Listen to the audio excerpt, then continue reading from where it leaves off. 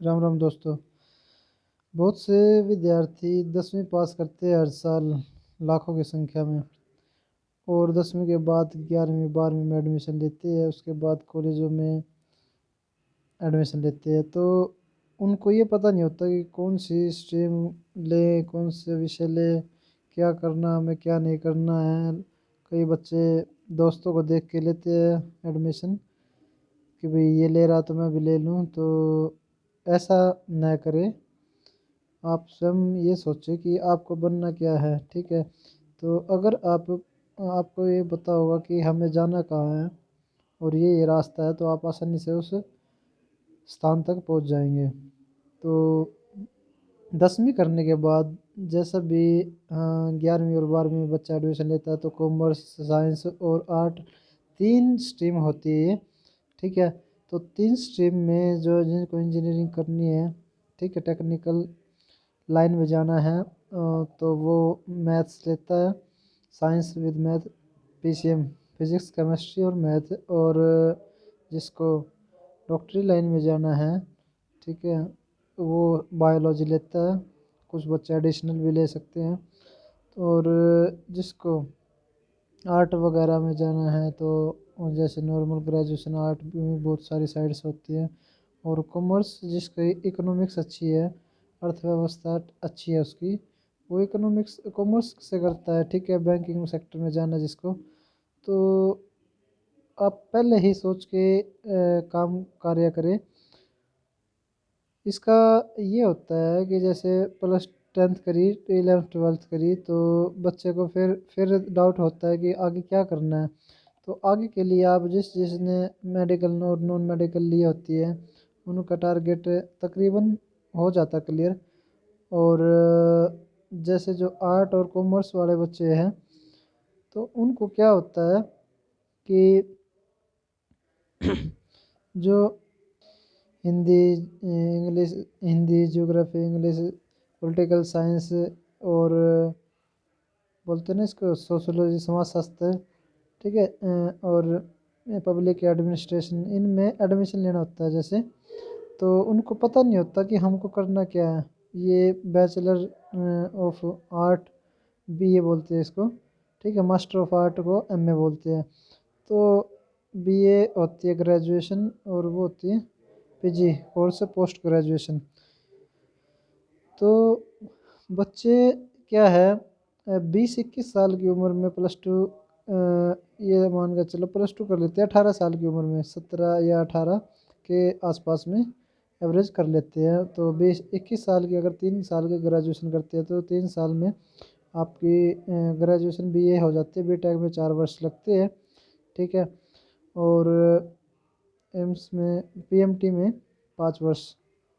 और भी ज़्यादा बहुत से बीडीएस कोर्स है, जैसे मेडिकल साइंस में है, तो अलग अलग कोर्सों की डिप्लोमा का अलग टेन्योर होता है, और डिग्री का अलग होता है, जैसे 3 वर्ष और 4 वर्ष होता है जैसे। और फिर आगे आगे की स्टडी चलती रहती है। एमए के बाद पीएचडी होती है। ठीक है, और एमफिल भी होती है। एमफिल और पीएचडी ये होती है, आगे की प्रोसेस होती है। तो मेरे कहने का मतलब ये है कि बच्चों को पता होना चाहिए कि उनको बनना क्या है। क्योंकि बाद में मैं देखता हूँ कि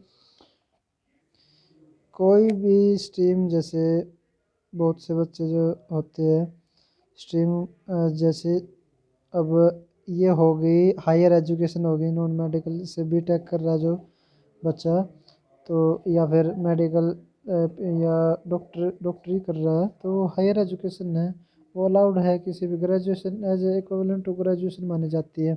ठीक है, तो वो हर फील्ड में अप्लाई करने के लिए एलिजिबल हो जाते हैं।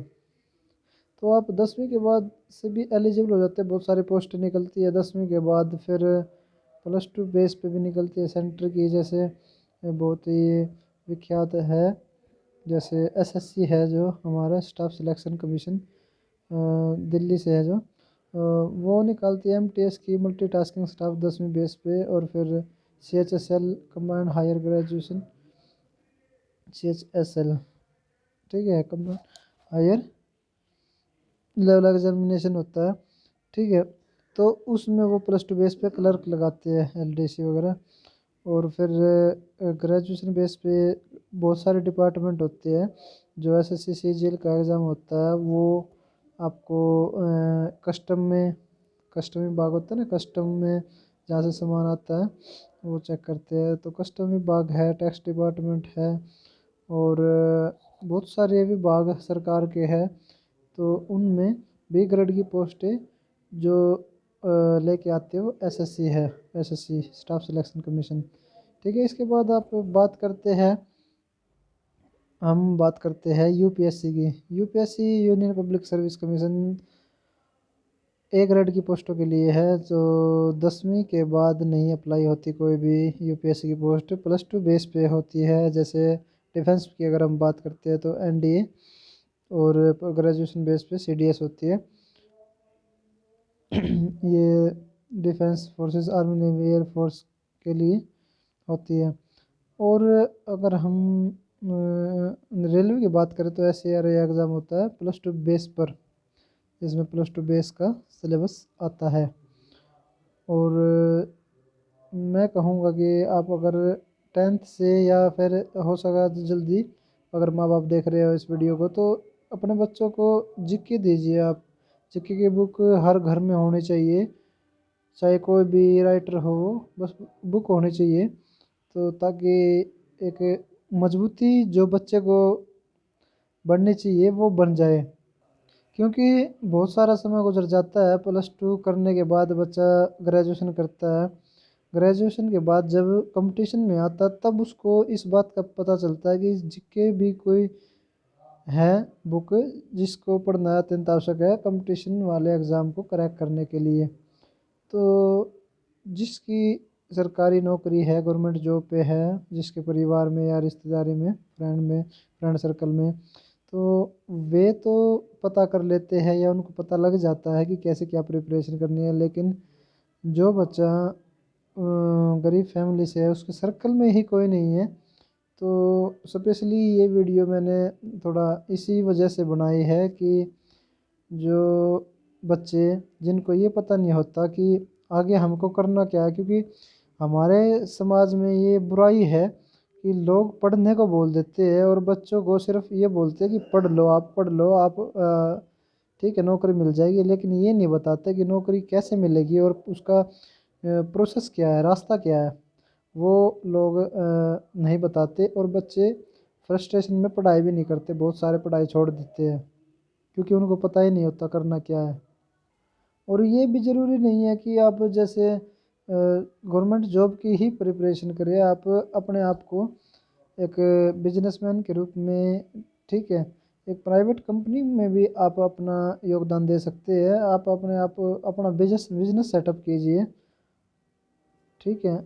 बहुत सारे उद्योग है, और नए नए इनोवेटिव हो और नए नए तरीके लेके आओ, अपने चरित्र को अच्छा रखो। सबसे जो अच्छी चीज़ होती है क्या है कि कोई भी बंदा है या बंदी है, सबसे बड़ी चीज़ होती है कि अपने चरित्र को साफ रखे।